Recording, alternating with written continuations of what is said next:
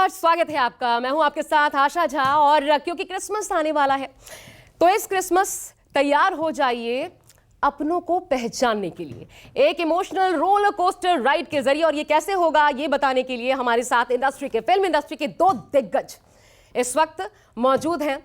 एक बेहतरीन उम्दा एक्टर और एक seasoned director, and one and only none other than Nana Patekar जी हमारे साथ इस वक्त मौजूद है। आपका बहुत बहुत स्वागत है नाना।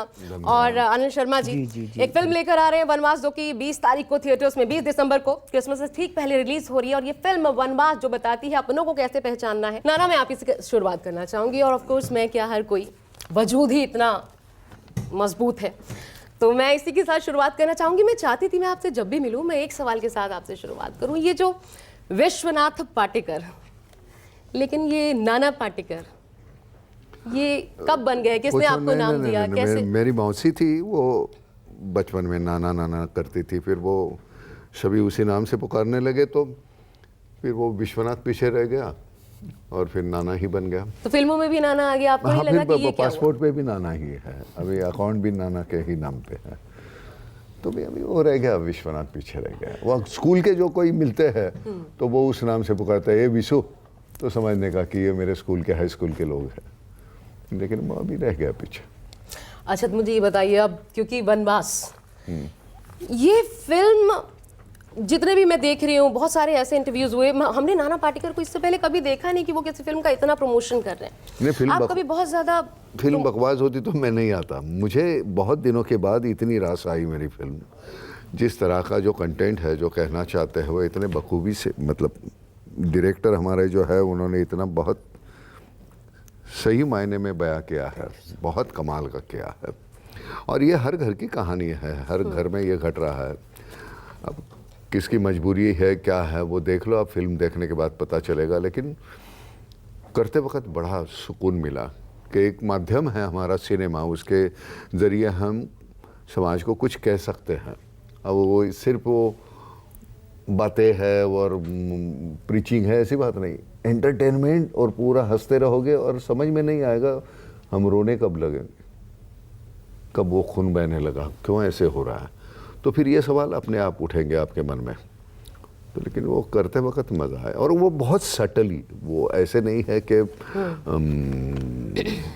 मेलोड्रामा किया है, वो वैसा नहीं है। एक बंदे की जर्नी है, रास्ते में लोग मिल जाते हैं और फिर वो तुम्हारे इमोशंस का आदान प्रदान है। तो जिस तरह से, और सभी कैरेक्टर सही लगते हैं, मिट्टी के लगते हैं, ऐसे नहीं है कोई थोपा हुआ है, कोई झूठ लग रहा है, वैसे नहीं लगता। 74 साल की आपकी उम्र। हाँ हाँ। फिटनेस, लेकिन आपको देख के ऐसा लगता नहीं, आप एकदम फिट नजर आते हैं। और नाना, मैं आपको कहीं सुन रही थी किसी इंटरव्यू में, आपने कहा पहला वो 12, 13, 14 साल का बच्चा, उसमें बड़ी इन्फीरियॉरिटी कॉम्प्लेक्स का शिकार थे आप। क्यों थे? मतलब मैं यहाँ पे खड़े, जितने उत्कर्ष है हमारे सामने, अनिल जी हैं, ऐसा कुछ नहीं है। मतलब मैं अगर देखूँ टॉल, डार्क, हैंडसम, तो वो वाली छवि है। और यंग में मैंने उस वक्त आपको नहीं देखा, लेकिन अगर मैं अभी भी देखूँ तो उस वक्त इमेजिन करूँ तो अरे बहुत दीवाने थे इनके। हाँ, ये तो मशहूर थे। तो नाना, ये आप कैसे ऐसे? दो ही लोग तो थे हीरो में, दो ही तो हीरोज थे उस वक्त, मिथुन चक्रवर्ती के नाना पाटेकर, दोनों tall, dusky and handsome, and बस सब जगह इनकी दीवानगी हुआ करती थी। वो जमाना था, हमने देखा है। अगर मैं तेरी बात करना शुरू करूंगा ना तो फिर यहाँ कुर्सी से उठ के भाग जाएगा तू। आप कहीं कह रहे थे माधुरी दीक्षित पर लेकर के, आपने कहीं कहा कि कहाँ वो, कहाँ मैं, आप क्यों नहीं? मतलब ठीक है, खैर ये कैमरा बंद हो जाएगा तो मैं बात करता हूँ। ठीक है अनिल जी, लेकिन मैं एक चीज आपसे जानना चाहती हूँ। एक फिल्म आती है अपने जी, आप कहते हैं अपने तो अपने होते हैं जी, फिर दूसरी फिल्म आती है और आप कहते हैं कि अपने ही वनवास देते हैं। ये जो 90 डिग्री, आपने तो पूरा कॉन्सेप्ट ही बदल दिया, एकदम कुछ कहा और फिर कुछ ही सालों के भीतर यही सिक्के के दो पहलू है ना, जीवन के सिक्के के दो पहलू। अपने तो अपने होते हैं, ये हमारा ड्रीम है, ये हमारी विजुअल थिंकिंग है। लेकिन सच्चाई ये है कि अपने ही अपनों को वनवास देते हैं। आज घर घर में वनवास है। हर 70-80 साल का बंदा जो पिता है, दादा है, घर में वनवासी की तरह रह रहा है। किसी औलाद के पास उसके लिए समय ही नहीं है। ऐसा नहीं कि औलाद उनको प्यार नहीं करती है प्यार, लेकिन वो अपने कामों में इतनी मशगूल है।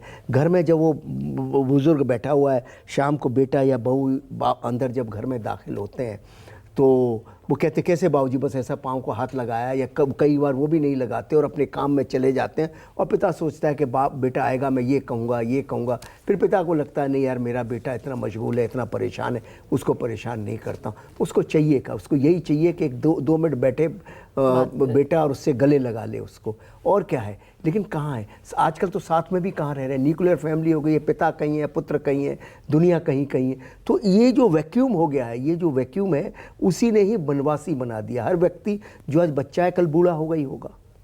तो इसी बात को सोच के तो ये फिल्म बनाई, और ये फिल्म बनाई ऐसा नहीं है जो आप इतनी, मैंने गंभीर बात कर रहा हूँ, इतनी गंभीरता है इस फिल्म में। इस फिल्म में गंभीरता सब्जेक्ट में ज़रूर है, मगर पेश करने में बहुत ह्यूमर है, बहुत ही ह्यूमरस तरीके से। नाना सर की कॉमेडी, उत्कर्ष का इनका वीरू वॉलंटियर का करेक्टर, वो सिमरत का मीना की जो नौटंकी वाली, वो सारे के सारे किरदार इतने अच्छे हैं। बनारस का रंग, बनारस का कलर, बनारस में ही शूट हुई है पूरी बनारस में शूट हुई है। पूरी नहीं, पूरी शिमला में भी हुई। अच्छा, आधी शिमला में, आधी बनारस। अच्छा हाँ, वो एक इंसिडेंट भी था जब आप लोगों ने नमक की बोरियां मंगा करके रखी, लेकिन आप कह रहे हैं उसे प्रकृति, ऊपर से ऐसे बर्फ गिरने लगी कि वो कमाल का था वो सीक्वेंस। अगर मैं सच कहता हूँ, वो वैसे मैं मानता नहीं इन बातों को, लेकिन अगर तुम्हारी मतलब सच में तुम कुछ अच्छा करना चाहते हो तो वो ऊपर वाला तुम्हारा साथ देता है। क्या कमाल का सीक्वेंस हुआ है वो क्लाइमैक्स का। ऐसे बर्फ 2 साल से शिमला में बर्फ नहीं हुई थी, और वो सीन जिस दिन हमने शुरू किया उस दिन बर्फ सुबह, और बर्फ गिरी नहीं रही थी। हमने 3-4 ट्रक मंगा के रखे नमक के, और हमने मशीनें मंगाई दिल्ली से शिमला में स्नोफॉल की, और हमने पूरी तैयारी की। हमने कहा कि अब तो कोई रास्ता है नहीं करना, बर्फ़ में VFX में देखेंगे। लेकिन रात को जो खड़ खड़ खड़ खड़ हुई, सुबह जब उठे तो देखा पूरा होटल बर्फ़ से भरा पड़ा है और गाड़ियाँ नहीं चल पा रही। 11 बजे हमको लोकेशन पहुँचने लग गए, इतनी बर्फ़। और वहाँ पे 5 कदम दूर चलो तो आप 5 कदम में 5 दफ़े फिसल रहे थे। कैमरा वो कैसे लगा रहा है हमको मालूम है, ये और मैं, हम दोनों का हम इनको कोई इंस्ट्रक्शन भी नहीं देने, तुम अपने आप दोनों बात करो यार। बिल्कुल, वो विदाउट डायरेक्टर हमने काम किया। ये दोनों मैंने कहा आप दोनों अपना काम करो, हम अपना काम। हमने कहा डायलॉग्स एंड ऑल, वो डायलॉग सब दिए हुए थे सब। हाँ। लेकिन वो इतना वक्त ही नहीं, यहाँ से जाके बोल भी नहीं सकते। अरे मैं इनको समझाने में 3 दफे गिर जाऊंगा। ये दोनों आपस में कर रहे हैं, मैं सिर्फ कैमरा शॉट लेने में लगा हूं। आप लोग अपने आप में इम्प्रोवाइज करो। डायलॉग दोनों को याद है, डायलॉग दोनों ने किए हुए हैं, ऐसा नहीं है। लेकिन वो क्या सीन हुआ, क्या बात है। हमें लग रहा है मतलब कुछ ऐसा देखने को मिलेगा जिसे देखने के लिए थिएटर्स में पहुंचना चाहिए लोगों को। और जब इतने प्रॉमिसिंग एक्टर हमारे सामने मौजूद हैं, मतलब आपको तो मुझे लगता है हर कोई सलाम ही कर रहा होगा कि नाना पाटेकर जब इस फिल्म में है, और नाना पाटेकर के जब शब्द ये हैं कि जीवन की 4-5 फिल्मों में से शायद एक फिल्म है, ये एक फिल्म है, तो जाहिर तौर पर। लेकिन अब कल अब तूने किया होगा प्रोग्राम, परसों किया होगा, वो सब भूलना पड़ता है ना। आज जो कर रही है वो सही, अभी का जो है वो तो परीक्षा तो रोज होती है ना। बिल्कुल सही। तो कोई सीनियर जूनियर एक्टर तो होते नहीं है, वो रोज की परीक्षा है। ये करते हुए जो इतना सुकून मिला है, इतना आनंद मिला है, पैसे मिले, ये बच्चे जो है इनके साथ काम करते हुए, ये और सिमरत, सिमरत को तो आपने गोद ले लिया है। हाँ। मैंने कहा तेरे तो पिताजी है, तेरे लिए 10 फिल्में बनाएंगे, उसके लिए कौन बनाएगा। तो मैं सब जगह जाके आपके बेटे मल्हार वो फिल्म करता नहीं, वो लिखना, और नाम फाउंडेशन जो हमारा है जी, उस नाम फाउंडेशन का जो काम है वो संभालता है, गणेश संभालता है। अच्छा। तो फाउंडेशन का काम बहुत बड़े पैमाने पे चल रहा है अभी तो। लेकिन जब तक हमें कोई फिल्म, वो कहानी अगर कुछ बयान नहीं कर रही, कुछ कह नहीं रही है समाज को, तो करने में मज़ा नहीं है। सिर्फ एंटरटेनमेंट तो मतलब कभी कभार, पहले फिल्में यही जरिया होती थी कि आप समाज को संदेश क्या दे रहे हैं, वो वक्त फिर बदला। हाँ, मतलब कॉमेडी भी रहती थी उसमें, गाने भी रहते थे, लेकिन एक जो एक कुछ कहना रहता था। मतलब कागज़ के फूल है, पैसा है, आपके अंदर जो था वो आप कह पाए इस फिल्म के जरिए। बिल्कुल बिल्कुल। एक तो क्या है, वो लगातार माँ याद आती थी, एक रेफरेंस था माँ का, एक कैरेक्टर करते हुए माँ की बड़ी याद आती थी। तो वो क्या करती थी, कैसे बोलती थी, कैसे देखती थी, उसके जेस्चर्स जो रहते थे सबकॉन्शियसली वो कहीं अंदर होता था, वो सब बाहर निकला यहाँ। तो मैं जब देखता हूँ उसको, मैं कहता हूँ कि ये मैं तो हूँ नहीं, बस कपड़े मैंने अलग पहने हैं, लेकिन वो तू ही है, वैसे ही है वो।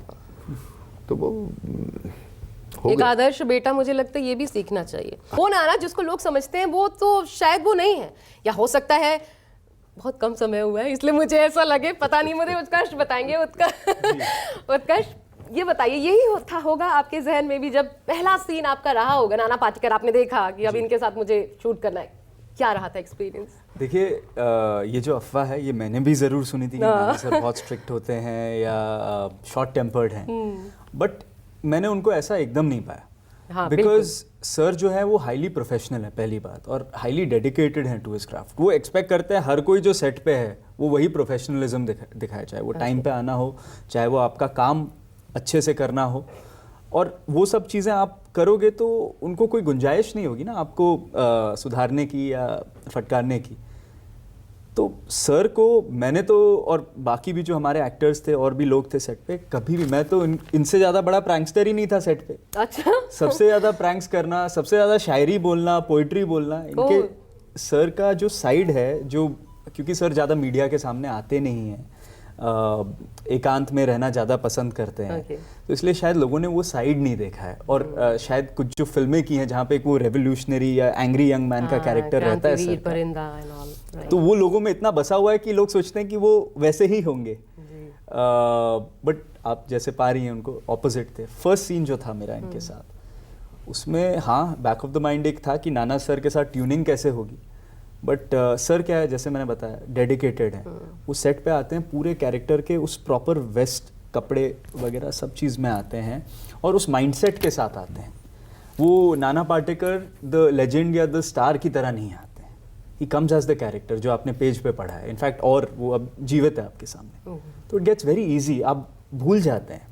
इनफैक्ट सर को मैं पूछने वाला था कि सर आप ये कैसे करना चाहते सीन, बनारस के घाट पे हम शूट कर रहे थे, हजारों की भीड़ अनकंट्रोलेबल रहती है, तो इससे पहले मैं पूछ सका, सर ने मुझसे पूछा कि तू क्या करना चाहता है, क्योंकि कैमरा यहाँ तो दिख रहा है बट वहाँ हजारों की भीड़ में कहाँ पीछे छुपे हमें कुछ आइडिया नहीं। जैसे कुछ वो बर्फ वाला सीन है वैसे ही कुछ हमारा ये सीन भी था, बस इसमें बर्फ की जगह भीड़ थी बीच में।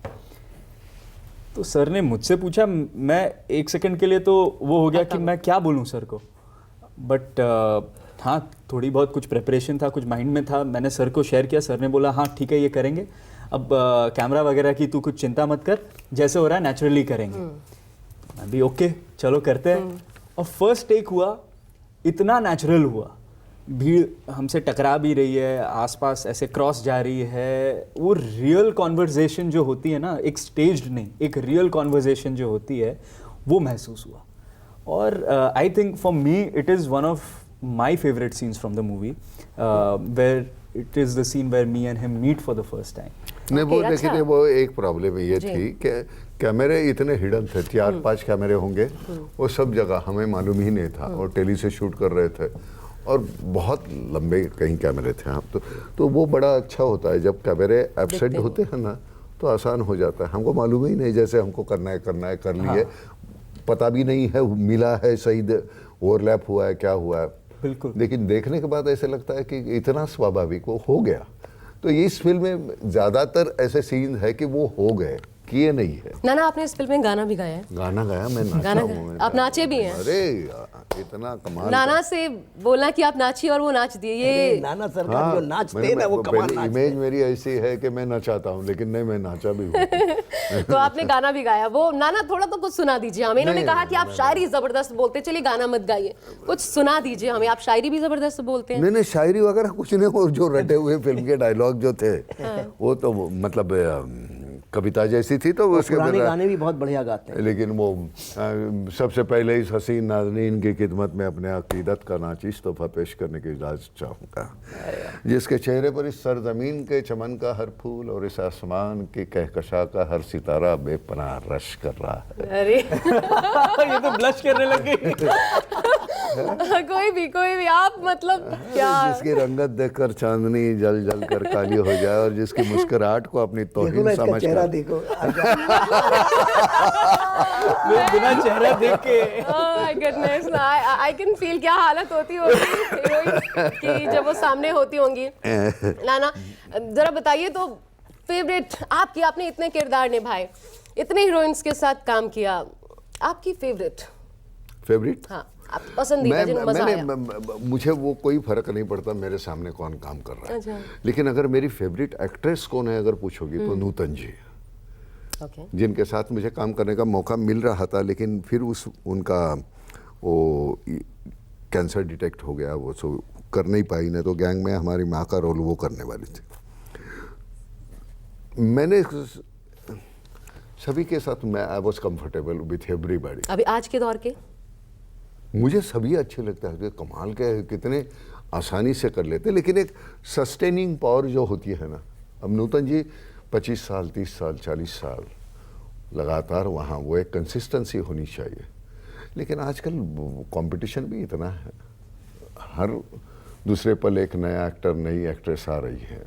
तब्बू के साथ काम करते हुए मजा, डिम्पल थी, माधुरी थी, बड़ा मजा। डिम्पल कपाड़िया के साथ, उनके साथ कपाड़िया के साथ आपने एक फिल्म क्रांतिवीर की थी, क्रांतिवीर, जिसमें आपने एक उसमें उसी में शायद ये डायलॉग है कि खून का रंग, हिंदू का खून मसल, स्मिता कलम वाली पाटिल। बाई। हाँ, कलम वाली वाली स्मिता बाई। पाटिल। एक यहाँ भी बैठी है। हाँ, स्मिता पाटिल के साथ मैंने बहुत फिल्में की। हालांकि इस फिल्मों में मैं उसकी वजह से आया, उसने ज़बरदस्ती मुझे लाया, फिल्मों में काम करना चाहिए। स्मिता जी। स्मिता तो नाना थिएटर एक ही वक्त 1000 लोग ही देख सकते हैं, फिल्मों में अगर तुम आओगे एक करोड़ों लोग देखेंगे तुम्हें एक ही वक्त। तो I was bit reluctant, but then eventually I did that film with her. पहली फिल्म भी उसके साथ ही थी, गमन, फिर वो आज की आवाज़ की, फिर अंकुश ने थोड़ा सा वो नाम दिया, फिर परिंदा आई, फिर मैंने प्रहार डायरेक्ट की, लिखी। तो और एक वो कॉम्प्लेक्स तो होता ही था, गांव खेड़े का हूँ, अंग्रेजी आती नहीं, बोल नहीं पाते, वो फ्लुएंसी नहीं है। सामने खड़े रहे, सामने कोई अंग्रेजी बोलने लगा तो इमीडिएट लगता था कि अपने खिलाफ तो नहीं बोल रहे। हाँ, ऐसे ही वो। फिर तो आपने बाद डायरेक्ट में भी की, तो बेहतर डायरेक्टर कौन है? हाँ? बेहतर डायरेक्टर कौन है, अनिल शर्मा जी या नाना पाटेकर? अरे क्या सवाल कर रहे हैं आप। नहीं, बेटर डायरेक्टर अनिल बेहतरीन डायरेक्टर है। वो एक सीन, इतना सा जो छोटा सा सीन है, उसको कैसे ऐसे बड़ा बनाने का, वो इससे सीखो। बहुत कमाल का करता है वो, इसका विजुअलाइजेशन। वो क्लाइमैक्स में भी उसने वो हमारा आइस हॉकी के मैदान में वो किया है उसने। तो उसका जो पहले ही वो जहन में आता है ना, इसका ये स्ट्रोक आएगा, उसकी ये आवाज़ आएगी, मुझे क्लाइमैक्स में इस तरह से इसका इस्तेमाल करना है, इसमें ये म्यूज़िक होगा। तो डायरेक्टर होने के नाते उसका सबका व्यवधान वो रखना है, वो बहुत कमाल का उसको समझ में आता है। और अच्छा, ये बेटा होने के नाते चलो उसको थोड़ा सा ज़रा ज़्यादा प्रेफरेंस दो, इनको कम दो, ये नहीं हुआ उसके साथ। हुआ, अच्छा, लेकिन सिमरत को ज़्यादा लेकर अनिल नहीं जी? हुआ, लेकिन ज़्यादा नहीं। अच्छा हुआ। सिमरत को लेकर, ये गदर में भी थी, फिर अभी तो ये कंफर्टेबिलिटी थी या फिर वो लकी चार्म है, आपको लगता है कि सिमरत का नहीं, होना? सिमरत क्या थी कि सिर्फ देखिए, गदर में हमने 500-600 लड़कियां देखी। 500-600 लड़कियों का हाँ फोटोग्राफ्स आए, या उसमें से कम 50 लड़कियों का ऑडिशन किया। और सिमरत की तो कहानी बहुत ही अलग है। मतलब it is so interesting story कि मैं पठानकोट में वहाँ शूटिंग कर रहा था, पालमपुर में लड़कियाँ आ रही थी, ऑडिशन दे रही थी। और जिस दिन ये सिमरत आई और उनकी मम्मी के साथ आई, और 2 दिन बेचारी रही वहाँ पे, और मैं इनसे मिल भी नहीं सका 2 दिन। सेम होटल में थी, बस हाय हेलो किया, शूटिंग पे आई है बस, उससे ज़्यादा। और इनको फाइनली रात को निकलना है, और मुझे बड़ा तकलीफ़ हो रही थी उनकी माँ को और इनको देख के। यार मेरे को टाइम नहीं है, मेरे पाँव में भी चोट लग गई थी और मेरे को बिल्कुल टाइम नहीं था। रात को फिजियो भी कर रहा है मेरा काम। तो मैंने कहा यार इसको, लड़की को अब मैं नहीं करूँगा, और इसको बॉम्बे में इसका ऑडिशन लूँगा। और इन लोगों के चेहरे एकदम उतर गए। इनको लगा कि मतलब हमका ऑडिशन भी नहीं ले रहा है ये बंदा, तो हमारा उनको क्या लगेगा। फिर मैंने अपने अनीश को बोला, असिस्टेंट था, और उत्कर्ष को बोला, उत्कर्ष तू जा और ऑडिशन ले जाके। उत्कर्ष बोला नहीं ये कि मैं नहीं लूँगा लड़की का, और मेरे को नहीं लेना ऑडिशन। ये वो पापा मैं क्यों लूँ ऑडिशन। मैंने तो उसको बोल दिया स्क्रिप्ट, सर मैं गया उसके पास कि ग्रूमिंग का टाइम नहीं है सर अपने पास, परफॉर्मेंस आनी चाहिए, 2 वीक में उसकी शूट है, हम उसको तैयार भी नहीं कर सकते। तो मैंने कहा कि स्क्रिप्ट साइड में रखो और इम्प्रोवाइज़ करते हैं। अब मैं ज़्यादा 30 मार खा बनने गया कि मैं मुझे ज़्यादा आता है अमेरिका से पढ़ गया। तो बट सीन करने, अब उसको आपको पता है उसको बोलने की कितनी आदत है। अच्छा, वो बात तो नहीं है। बात तो नहीं, मतलब और मैं अभी वो कल का मैं इसलिए इंटरव्यू में नहीं लेके आया उसका। अच्छा, तो अभी नहीं, क्या हुआ ये हुआ क्या? कल प्लेन में हम बैठे थे तो उसके बगल में फिरंगी बैठा था कोई, तो वो थोड़ी देर के बाद वो फिरंगी मेरे पास आया, so is it possible for you to change दूसरी उसको पेटी इतना चिंता। परेशान किया, फिर ये मेरे बगल में आके बैठी। इसीलिए उसको लिया हमने उसकी काबिलियत की वजह से। ओके, और उसमें क्रेडिट आपको भी जाता है, उत्कर्ष, एक तरीके से। लेकिन ये बताइए कि उत्कर्ष का भी ऑडिशन हुआ या मेरा बहुत हो चुका है इसके तो रोज ऑडिशन होता है। बहुत।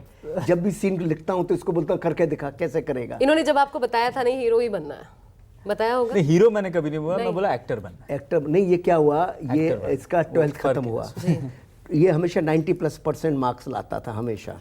तुझे कितने मिलते थे? मेरे को तो सर बड़ी मुश्किल से पास होता था। अच्छा, मतलब उसके बाद में तेरे जैसे 3। मेरे जैसे मैंने वो दोबारा मैं बोल रहा हूँ, तेरे छत्र मेरी छत्र साहब निकाल लो सर, आप दिलाओ ना पिक्चर इसको, मैं तो बोलता करें। अनिल कपूर जी को बोल दिया है, हाँ? आपने अनिल कपूर जी को बोल दिया है। अरे यार वो सबने मैं सबको बोलता हूँ कि मैंने प्रकाश झा को बोला, मैंने कहा बच्चा इतना बेहतरीन काम करता है, तुम उसको साइन कर लो तुम्हारे फिल्म में, बाद में हाथ नहीं लगेगा। काफ़ी सिर्फ एक है, अगर फिल्में आती भी है ना बहुत, अपनी लिमिटेशंस जो है, मेरी अपनी है, तेरी अपनी है, समझ लो। नहीं तो क्या है, करोगे और जितना एक्सपोजर मिलता है ना उतने एक्सपोज हो जाते हैं हम। अच्छा। अपनी लिमिटेशंस पता क्या चल बात जाते हैं लोगों के, सच्ची। तो करोगे तो सोच के करो, जी जी जी, आराम से करो, चलना उतना ही है, हाँ सर। ताकत उतनी ही रहेगी। कितना खींचते हो, 10 साल 20 साल 50 साल, वो तुझ पे है। फटफट फटफट करके पैसे कमाने हैं, ये है, उसके बाद कोई देखना नहीं चाहेगा।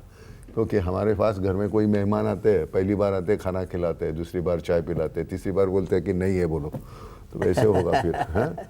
तो वैसे करो। तो फिर हमारे यहाँ कहा जाता है पहली बार आए तो पहुना, दूसरी बार आए तो ठेहुना, और तीसरी बार आए तो केहुना। केहुना, करेक्ट। मतलब कोई नहीं। हाँ। Whom do you look up to as an actor?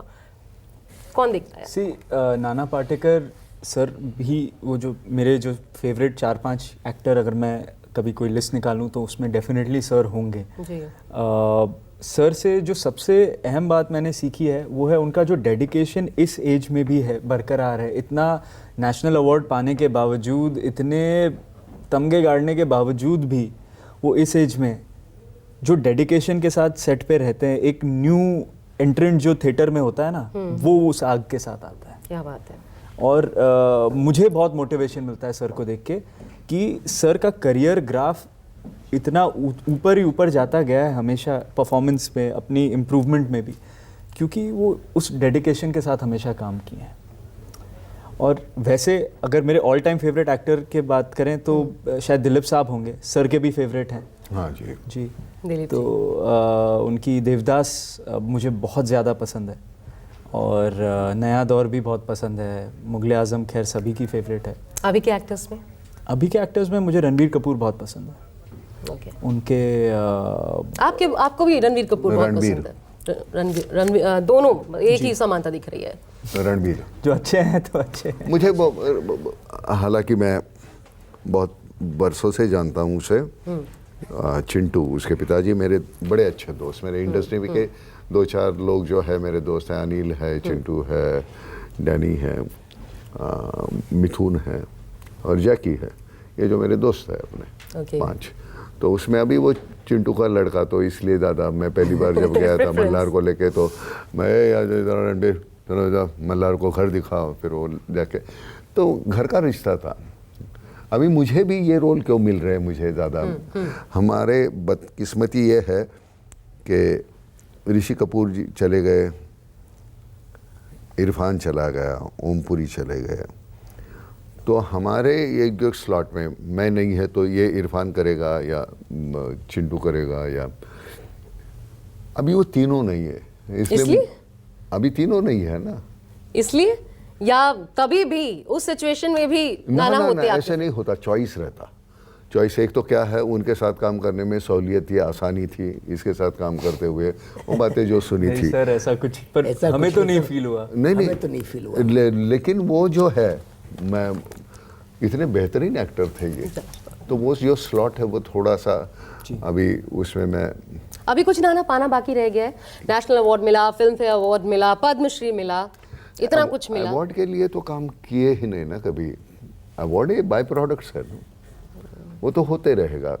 Satisfaction, हाँ, सुकून मिला इसके लिए कि हमने क्रांतिवीर करते वक्त उस वक्त वो दंगे हुए थे, जो हुआ था वो जो पता है नाना बार बार रह जा रही है। क्रांतिवीर पे हमने इससे पहले भी चर्चा की, फिर अभी क्योंकि ये बात आई है, मैं एक चीज़ ज़रूर चाहती हूँ जो अभी समाज में हो रहा है। एज एन एक्टर आप ये मानते हैं, आपको जब जब सुनो आप ये कहते हैं कि वो जो अंदर है ना वो ना निकले तो फिर रह नहीं पाएंगे, मुश्किल हो जाएगी, कोफ्त हो जाएगी। बिल्कुल।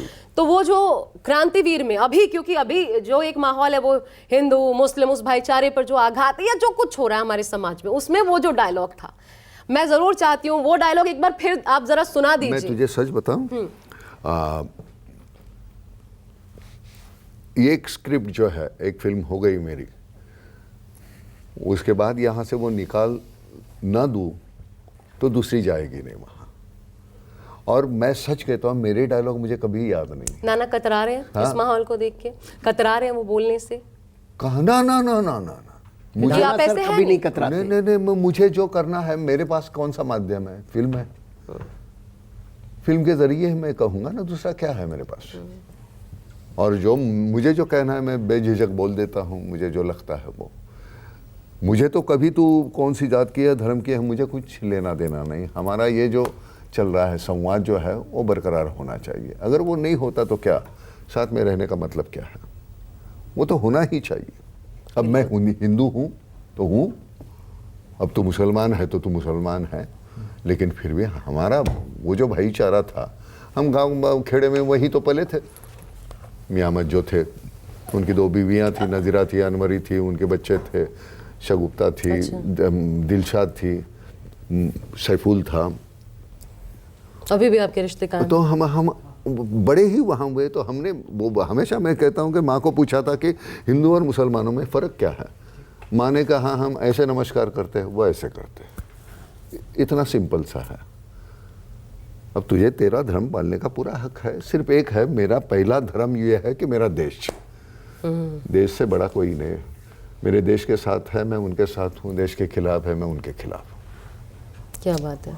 तो कोई भी डायलॉग नाना हो जाए तो वही इसमें जो हमारा ये है कि सर्वधर्म समभाव ऐसे लिखा हुआ है ऊपर, और पुलिस मुझे नीचे कहता है कौन से जात के हो, बम्मन हो, ये हो, यादव हो, क्या हो। मैं उधर ऊपर दिखाता हूँ सर्वधर्म समभाव लिखा है, और जात पूछते हो, शर्म नहीं आती। वो रंग है ग्रीन, जो बॉटल ग्रीन जो है, आर्मी ग्रीन, और ये खाकी जो है, ये 2 प्रोफेशन ऐसे है कि जहाँ उनको देखने के बाद मेरा हाथ ऑटोमेटिकली। आप तो रहे हैं आर्मी में। हाँ, मतलब लेकिन उन्होंने तो जिंदगी न्यौछावर कर दी है ना। आप 3 साल रहे।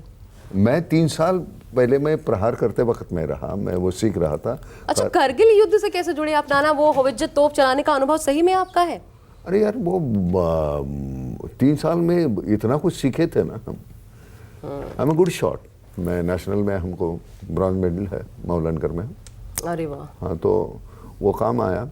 और हम कुपवारा में थे, जनरल पाटनकर थे हमारा 28 डी के चीफ थे, हमारे रक्षा मंत्री उस वक्त फर्नांडिस साहब थे।